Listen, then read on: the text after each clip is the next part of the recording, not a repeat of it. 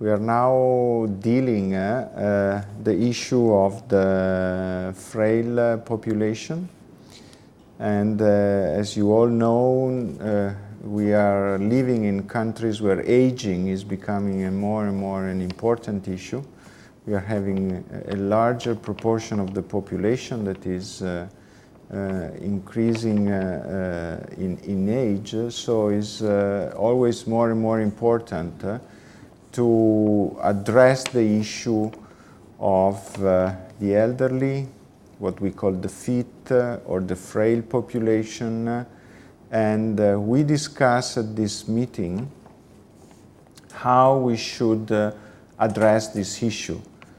As you can see here, at least 1/3 of the population, of the myeloma population, is over the age of 75 years, and another third is around 65 and 75. Generally speaking, we might consider as a fit elderly the population between 65 and 75, and try to start thinking about a frail, vulnerable population over the age of 75.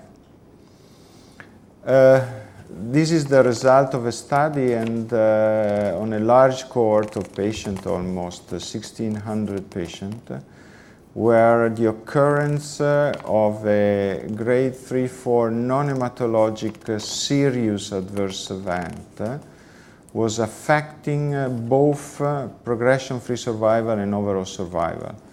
So the message is coming is that, especially in the elderly, we should try to avoid as much as possible serious adverse events that are leading to discontinuation and are leading to a lowering the efficacy of our treatment regimen.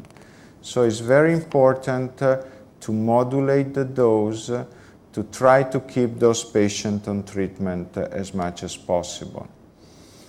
There are already some studies showing that sometimes more is not better.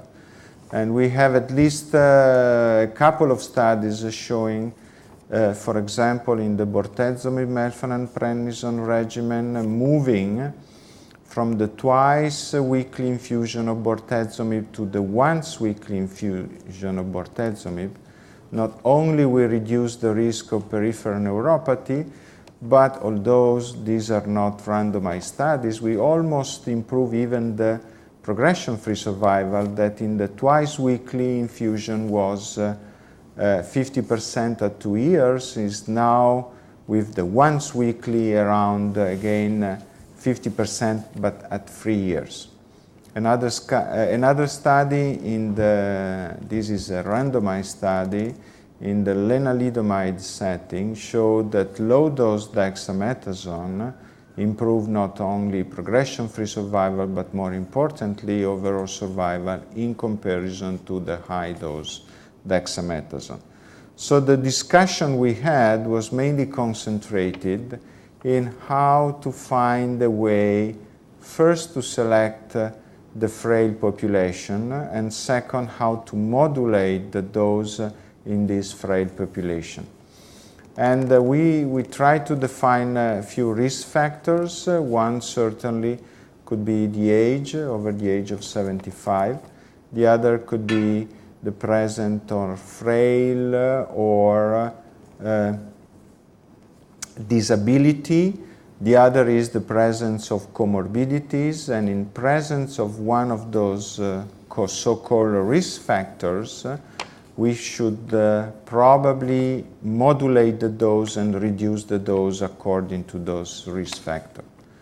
So in order to start the discussion, I would like to ask to Philippe what is his comment on age, if 75 should be considered the starting age for frail, if there are variability, which is your comment on the age in this patient population? I think that the age of 75 years is probably a good endpoint to define the first risk factor for frail patients. We do have some data supporting this cutoff age of 75. For example, in the French study of MPT, we have divided the randomized study comparing MPT versus MP in patients in between 65 to 75 and in patients older than 75 years of age.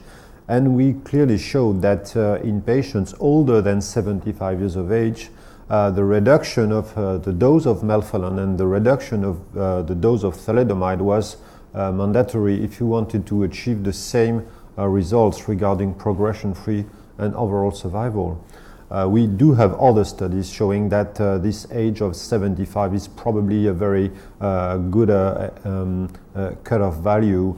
For example, your study, Antonio, of the MPR followed by lenalidomide maintenance, you were able to show that the group benefiting most of the best treatment was the group of patients in between 65 to 75. So I do believe that 75 is a good value. Well, in the context of clinical studies, and this could be slightly different in the routine, in the real life, and we know that patients enrolled into clinical trials are, well, good patients, let's say, more fit, and maybe in the real life this value could be different, but that's really difficult to assess. Well, certainly this is also absolutely true, because in our trials we basically have very strict inclusion criteria, so the influence of comorbidities are certainly not there.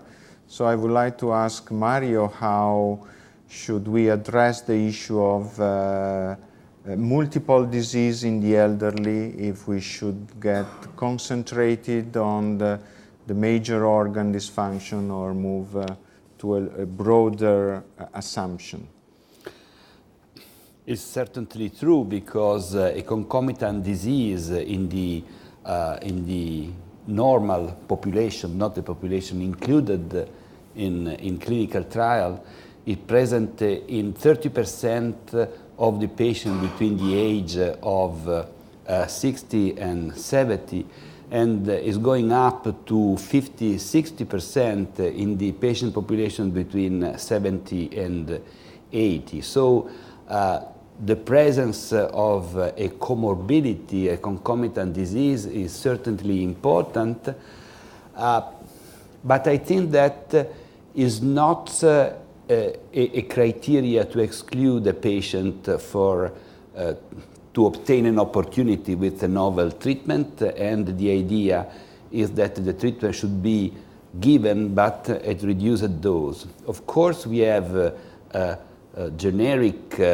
comorbidities like cardiac, pulmonary, hepatic, and renal, and specific comorbidities that are more relevant to the choice of the treatment that we are giving to the patient, like polyneuropathy or diabetes, that influence the treatment with dexamethasone, for instance. So there are generic and specific comorbidities that can help us in the right choice with the adequate dose reduction to try to continue the therapy to our patients.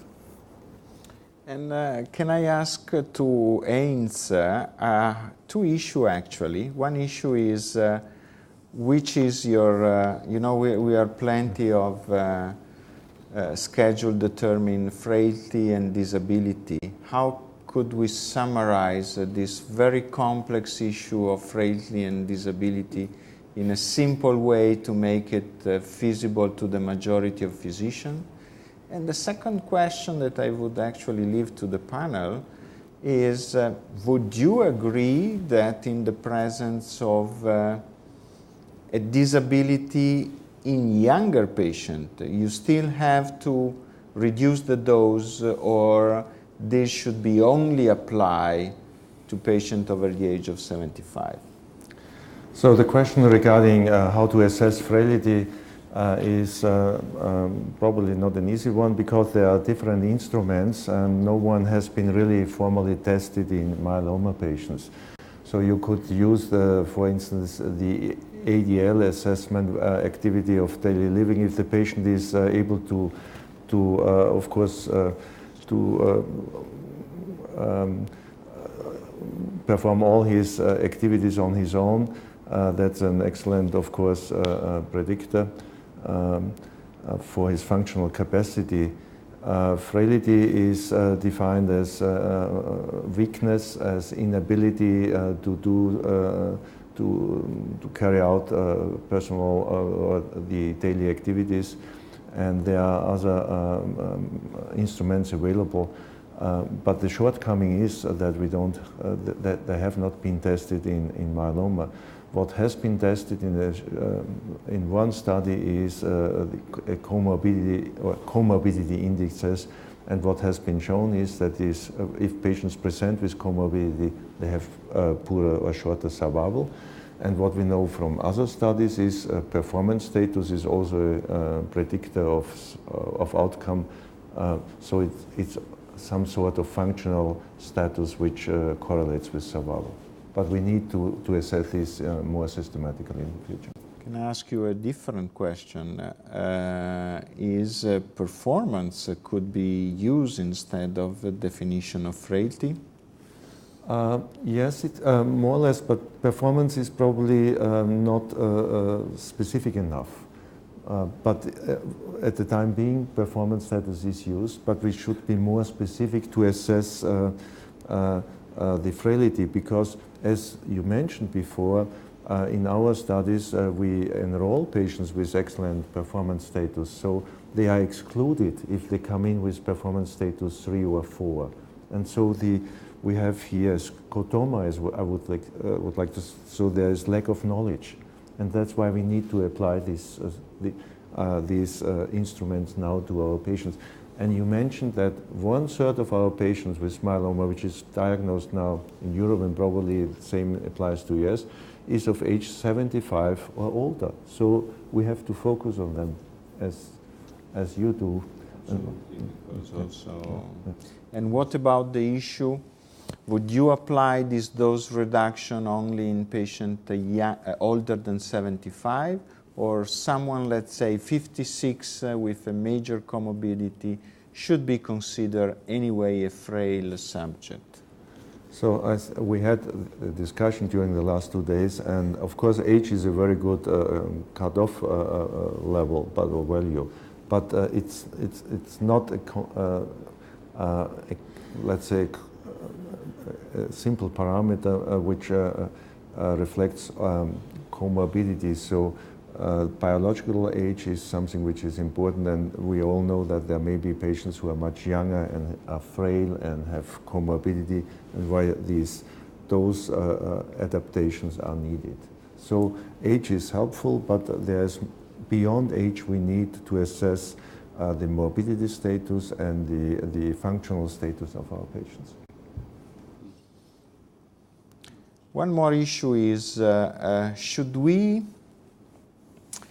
decide to just modulate the dose without any changing in our treatment schedule, or should we move to a specific schedule? So James, in terms of dosing, would you just modulate the dose of your specific treatment, or you probably think is important to have a specific treatment for those frail subjects?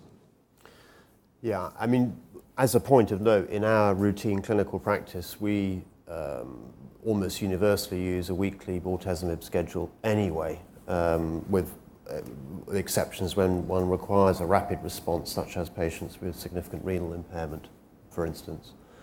But if you are starting with a bi-weekly schedule, it makes far more sense for your first dose reduction or dose intensity reduction, if you like, to switch to a weekly schedule. And then to dose reduce further from there. So I agree entirely, and bortezomib is perhaps the prime example of that, where a change in schedule rather than a change in the actual unit dose is the first place to go, I would say. and you alluded earlier to the fact that less may be more in this setting, in that patients will actually receive a higher cumulative dose and benefit further from that. So would you, on the same line, Peter says that we should mainly use novel agent with corticosteroids in those frail, or we still have room for alkylating agent as a free drug combination in these patients? As we know from the old days, methylprednisone at a reduced dose may still be effective in the frail and elderly patients. So I would not throw that away because it might still be useful. But if we can avoid the disadvantages of an alkylating therapy by using novel agents, I think this offers an advantage and may also increase the probability that we can give full treatment as we have planned it for the patient. So for me, combination dose adaptations, be cautious, that will be the message. So another issue is, should we basically start with a lower dose immediately? Should we modulate the dose if during treatment we experience a serious adverse event? So how should we manage those patients? Just immediately start with a very low dose and eventually increasing during treatment, or start with an intermediate low dose and eventually even lower the dose if this is creating a serious adverse event? Mario. This question parallel the question you made before, if this dose reduction should be applied also to the younger patient. My answer is yes, because it's much easier to go up with the dose than to stop the treatment and wait that an adverse event is improving. I mean, if you are starting with a reduced dose and then you have no toxicity at all, you have easily, it's quite easy to increase the dose after. So I mean, I think that is really much better to start with a reduced dose and then increase than do the contrary. Do you agree? Absolutely.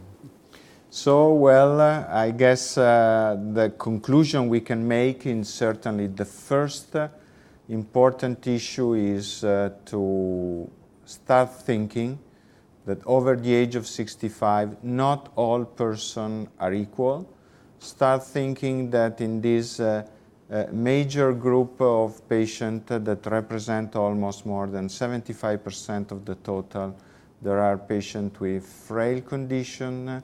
We have to think that we should have a modulation of the dose for those patients. What we have to do probably in the future is to better define which is the patient subgroup, which is the comorbidities, which is the frailty that needs an action and needs a specific, from this point of view, dose reduction. There is some other comment from the panel? If not, I guess that's all. Thank you for the attention.